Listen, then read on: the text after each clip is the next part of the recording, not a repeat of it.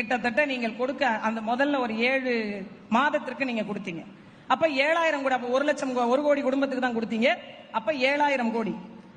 ஒரு உண்மையிலேயே ஒரு ஆக சிறந்த ஒரு அறிவாளி ஒரு பசிக்கு மீனை கொடுப்பானா, மீன் பிடிக்க கற்று தருவானா? பதில் சொல்லுங்க. 7000 கோடி உங்கள் கைகளில் இருக்கிறது என்றால், ஒரு வட்டம் இருக்கிறது, ஒரு வட்டாட்சியர் அலுவலகத்துக்கு உட்பட்ட ஒரு வட்டம் இருக்கிறது, அல்லது ஒரு ஊராட்சி ஒன்றியங்கள் இருக்கிறதுன்னா, அங்க நிலம் வளம் சார்ந்த குறு தொழில்களை உருவாக்கி ஒரு நாளொன்றுக்கு 500 ரூபாய் உழைப்பிற்கேற்ற சம்பளம் கொடுப்பது சரியா, அல்லது 1000 ரூபாய் ஓட்டுக்கான முன்படமாக லஞ்சம் கொடுப்பது சரியா? நீங்க கேட்டதுனால ஒரு கேள்வி நீங்க கேட்டதுனால நிறைவு பெறல நான் முடிச்சு இல்ல, இந்த கேள்விக்காக ஒரு நீங்க கூடுதல் விளக்கம் தரலாம். இது பொதுவாக பேசப்படுறது மீன் பிடிக்க கற்றுக் கொடுங்கள், மீனை கொடுக்காதீங்கன்னு. அமர்த்தியா சென் என்ன சொல்றாருன்னா, மீன் பிடிக்க கற்றுக்கொள்ளுகிற வரைக்கும் அவன் உயிரோட இருக்கணும், அவனுக்கு மீன் கொடுக்கணும். 70 ஆண்டு காலமாக கற்றுக் கொடுக்கறீங்க. நோபல் பரிசு பெற்ற அமர்த்தியா சென் பேசுறார். அமர்த்தியா சென் அவர்கள் அந்த குறுகிய காலத்திற்காக சொல்லிருப்பாங்க. இல்ல, குறுகிய காலத்துக்கு 50 ஆண்டுகளுக்கு இப்ப எழுதுனது இப்ப எழுதுனது 5 ஆண்டுக்கு எழுதுனதுக்கு நான் சொல்லல. ஒரு குறுகிய காலம் அவன் மீன் பிடிக்க கற்றுக்கொள்ள ஒரு 6 மாத காலம் ஆகும், அல்லது ஓராண்டு காலமாகும். அந்த காலம் வரைக்கும் அவன் பசியோடு இருக்க வேண்டாம் என்பதற்காக மீன் பிடிக்க கற்றுக் கொடுக்கலாம். 35-40 ஆண்டுகளுக்கு மேல ஆட்சி அதிகாரத்தில் இருந்துட்டு இப்பதான் நீங்க மீன் பிடிக்க நாங்க மீனை பசியா இருக்க கொடுக்கிறோம், எவ்வளவு பெரிய ஒரு குதர்க்கமான பதில் இது. நான் ஒன்றை சொல்லுகிறேன், இந்த 1000 ரூபாய் பணத்தை விமர்சிக்கணும் அப்படின்றதுல எங்களுக்கான ஒரு எண்ணம்னா, இந்த 1000 ரூபாய் காசு எங்கிருந்து வருது? போக்குவரத்து துறை கடன்ல இருக்கு, மின்சாரத்துறை கடன்ல இருக்கு. இன்னும் அரசினுடைய துறை சார்ந்த நிறுவனங்கள் முறையாக நடைமுறைப்படுத்த முடியாத அளவிற்கு கடன் இருக்கு. ஒரே ஒரு துறை மட்டும் 45,000 கோடியிலிருந்து 50,000 கோடியாக உயர்த்துவதற்கு ஒரு துறை இருக்கு. அது துறைக்கு பேர் என்ன தெரியுங்களா?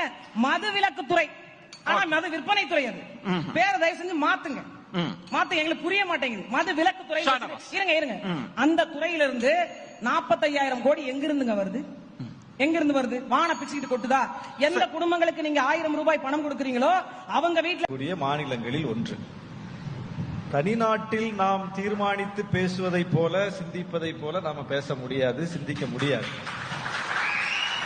எல்லா மாநிலங்களும் எப்படி இருக்கு, அதுல தமிழ்நாடு எப்படி இருக்கு என்றுதான் நாம ஒப்பிட்டு பார்க்கணும். எல்லா மாநிலங்களுக்கும் நிதி கொடுக்கக்கூடிய ஒன்றிய அரசு, குறிப்பாக வட மாநிலங்களுக்கு அள்ளி கொடுக்கக்கூடிய ஒன்றிய அரசு, தமிழ்நாடு எது கேட்டாலும் தர மறுக்கிறது. அப்படிப்பட்ட ஒரு நிலையில் நாம் தத்தளித்துக் கொண்டிருக்கும் போதுதான் இந்தியாவிலேயே கல்விக்கு அதிக நிதி ஒதுக்கக்கூடிய மாநிலமாக தமிழ்நாடு இருக்கு.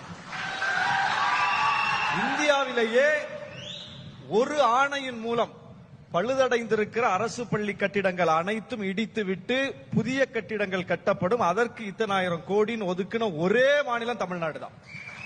இந்தியாவிலேயே உயர்கல்வி படிப்போர் விழுக்காடு 50 விழுக்காடை எட்டி இருக்கிற மாநிலம் தமிழ்நாடு தான். இன்னைக்கு நான் முதல்வன் திட்டம், அதுபோல மாணவிகளுக்கு 1000, மாணவர்களுக்கு 1000, முதியோர்களுக்கு 1200, குடும்ப தலைவிகளுக்கு 1000, கிட்டத்தட்ட ஒரு 4000 ரூபாய்க்கு மேல மக்களுக்கு நேரடியாக பணம் போகுது. அது மீன் பிடிக்க கத்து கொடுக்கணுமா? மீன் பிடிக்க கத்து தான் கொடுக்கிறோம். நம்முடைய 50 ஆண்டு காலத்திற்கு மேலான கல்வி முறை என்பது கடைநிலையில் இருப்பவனுக்கும், வாய்ப்பு மறுக்கப்பட்டவனுக்கும், கல்வி மறுக்கப்பட்டவனுக்கும் அதை கொண்டு போய் சேர்க்கிற மீன் பிடிக்க கற்றுக் கொடுக்கிற கொள்கைதான்.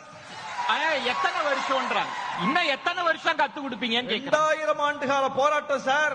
50 வருஷத்துல தீக்கணும்னு சொல்றீங்க நீங்க. இதான் அவங்க சமூக நீதியா இடஒதுக்கீடு சொல்றாங்க. அப்ப அடுத்த 5 ஆண்டுல தீர்க்க முடியும். இடஒதுக்கீட்டுக்கு அவர்கள் இதைத்தான் கேட்கிறார்கள். சனாதனிகள் இடஒதுக்கீடு குறித்து என்ன கேட்கிறாங்க? எத்தனை வருஷத்துக்கு இடஒதுக்கீடு கொடுப்பீங்க? எத்தனை வருஷத்துக்கு இடஒதுக்கீடு கொடுப்பீங்க? இது எப்ப முடிவுக்கு வரும்? இப்படியே கேட்டுக்கிட்டு இருக்காங்க. 5 ஆண்டுலயே அடுத்த நிறைவு பெற வாய்ப்பு இல்ல. அதானே தங்களின் வாக்குமூலம்? இது ஒரு தொடர் போராட்டம்.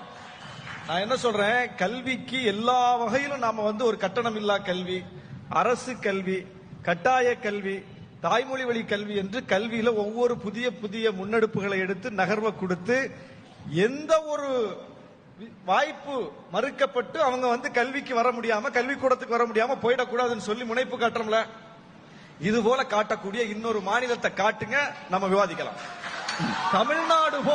தமிழ்நாடு போல் கல்விக்கு முன்னுரிமை கொடுக்கிற, சமூக நீதிக்கு முன்னுரிமை கொடுக்கிற, மொழி உரிமைக்கு முன்னுரிமை கொடுக்கிற, மாநில தன்னாட்சிக்கு முன்னுரிமை கொடுக்கிற, அந்த கொள்கையை விடாப்பிடியாக பேசுகிற, அதில் உறுதியாக நிற்கிற ஒரே ஒரு மாநிலத்தை காட்டுங்க, தாராளமா விவாதிக்கலாம். தங்க வரதராஜன்.